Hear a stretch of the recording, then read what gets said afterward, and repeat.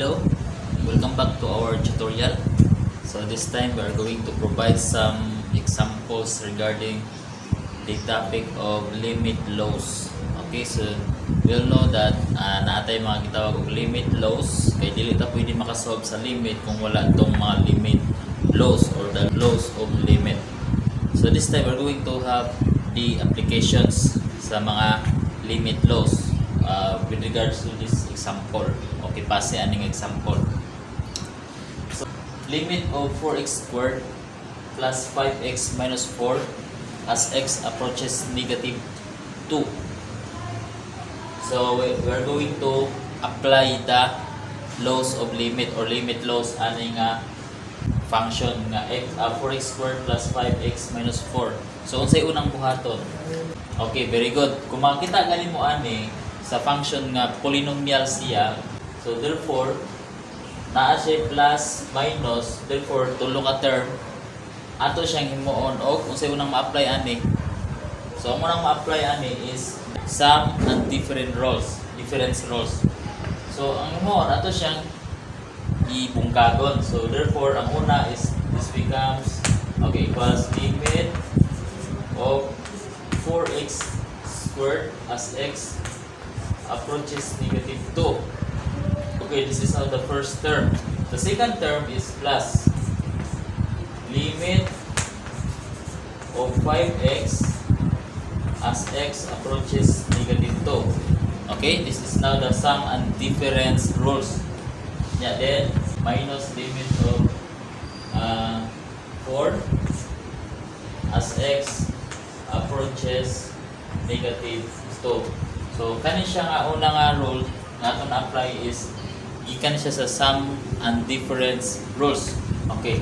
So since ato na siya na transform into new function nga kani, so unsay sort buhaton na ako ma-apply nga mga laws ani?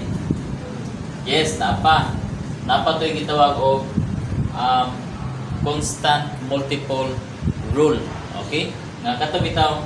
Okay, kung nagani kay kanang 4x, 5x, pwede na to siyang himuon og constant multiple rule. Ipagawas ang constant nga ipagawas diri itapat sa limit, then ang mapilin ang mga variable na lang. So that is constant multiple rule. Okay? So therefore, rewrite lang gihapon. So ipagawas ang 4, so it becomes 4 limit of x squared plus may na 5x. Ang 5x pagawas ang 5. This will becomes 5 limit of x. Then minus, since limit of 4 is wala siya variable, rewrite mo siya. So this will becomes limit of 4. Yeah, then bigyan na siya kalimutan ng x. That is x approaches negative 2. Okay, x approaches negative 2. Okay. So then pag-abot mo ani, if ang variable is na siya exponent, pwede na to siyang himuon og power rule. Nga kung limit of x squared, ato siyang himuon og limit of x, ipagawas lang ang squared, that is power rule. Diba? So gikan siya sa limit of x squared. So therefore ato siyang ipagawas ang square, so limit of x, that is power rule. Okay, so rewrite lagi hapon. This will becomes 4 limit of x. Then imo siyang tangan og square dito. So pareha na siya. Then as x approaches negative 2. Then plus 5. Since ang limit of x is rewrite to siya kay wa man siya variable, so 5 limit of x as x approaches negative 2, then minus rewrite lang gihapon ang limit of 4 as x approaches negative 2. Now, pangutana, napa ba yung mga limit laws nga itong ma-apply? Mga rule? Wala na. So, muna na yung katapusan niya ng transformation sa function. So, wala naman, ato na siyang i-evaluate. Right? So, therefore, when we say evaluate, ato nang i-substitute ang given value sa x sa function. Okay? Since ang function na ito is tulo ka term, ang x po, katulo na to siya i-substitute. Right? So therefore, this will becomes 4. Okay. Then, since ang x is this will becomes negative 2. So therefore, this will becomes negative 2 squared. Tama? Kay limit of negative 2, that is constant. Limit of a constant is always a constant.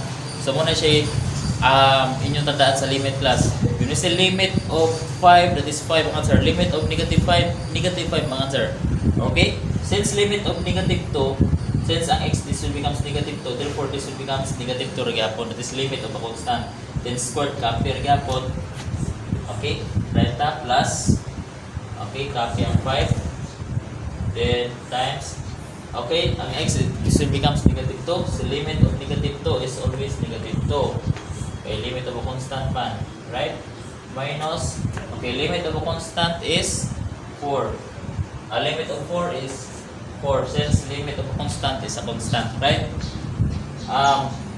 I-click lang mo ang value sa x, basta constant na ganyan, bisa pag x equals 10, yung limit of 4, 4 na kita ang answer na, that is limit of a constant, okay?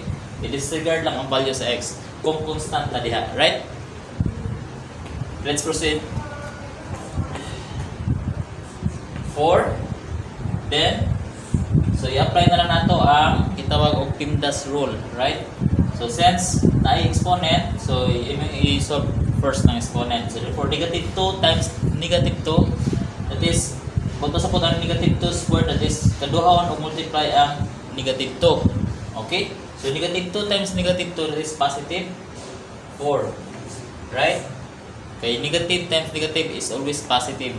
So therefore, 4 plus, okay? So 5 times negative 2 is negative 10, right? Then minus 4. So simplify.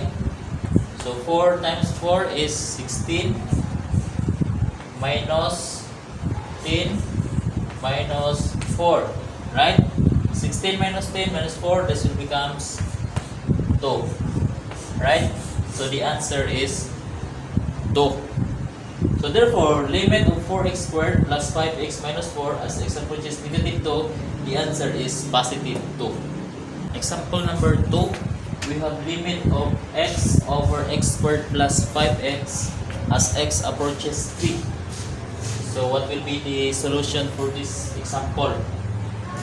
Usawa na to ni. Usawa na to pag ang problem and class is we're going to apply limit laws, okay? Constant rule, identity rule, the sum and difference rule, product rule, quotient rule,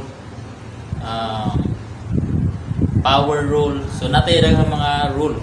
So root rule. So sa may atong unang i-apply ani. Okay.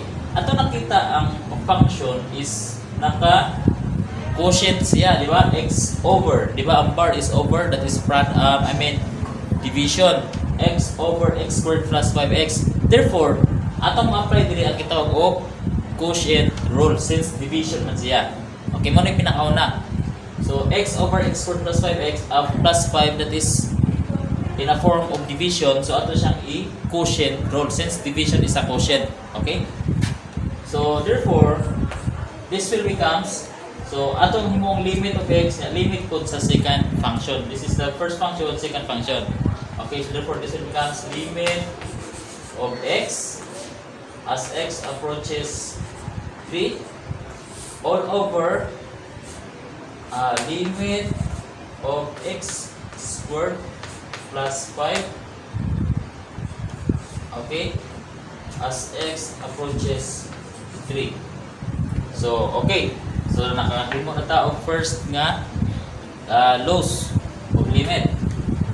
Next, sa may atong buhat sunod. Okay. So proceed na ta sa katong mga sayon na lang ang mga laws. So parehaan eh. So x squared plus 5. So pwede na to siyang himuonog sum rule, di ba? Sum rule pwede, di ba? Kay x squared plus 5 since na 5 plus is addition.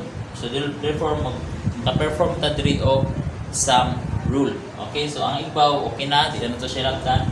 Kaya di naman ta maka-undergo aning mga law nga ma-apply, wala na. So rewrite na to na siya. So therefore this becomes limit of x as x approaches 3 all over. So sum rule to diri.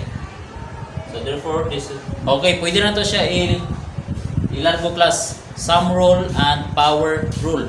Okay, since natay power, ato na siyang i-power. Okay? So therefore this becomes limit of x kanya ipagawas ang squared. So this will becomes, that is what we call power rule, di ba? Power rule. Limit of squared is limit of x to the power of 2. So plus then 5 is pwede natin mo siyang limit of 5 or ito siyang limit of a constant. So this is x approaches 3 and this is also x approaches 3. Right? So, maka-proceed na ta sa pag-evaluate. Okay, maka-evaluate na ta. Since wala, okay na na. Ato na perform tanan nga laws nga atong na-apply. So wala na, dili na to siya ma-transform. So proceed na ta sa pag-evaluate. Okay, mo na yung pinaka-importante class, pag-evaluate. So limit of x as x approaches 3, this will becomes limit of 3, right? So limit of 3 as x approaches 3, that is 3. Diba limit of a constant is constant. So therefore, okay, since ang pag-evaluate is ato na siyang i-substitute. So limit of 3, ang x may mo ng 3. Disregard na lang ang value sa x nga naman, kay constant naman. So ang x may mo 3, so limit of 3 is 3. Automatic na siya. Limit of a constant, constant. Kung itandaan na to. Okay? Limit of a constant, constant. For example, limit of 3, 3 ang answer. Okay? Proceed. Limit of x, ang x magiging 3. So therefore, limit of 3, 3 lagi hapon. Kunya, rewrite ang exponent nga 2. Right? So, proceed. Plus, limit of 5, 5 lagi hapon. That is limit of a constant. Okay. So, sa'yo na kayo. Pag kumandire, evaluate na. So, 3, rewrite on 3 over 3 squared is 3 times 3, that is 9. Okay. 9 plus 5. Okay. So, therefore, the answer is 3 over 9 plus 5 is 14. So, therefore, the answer is 3 over 14.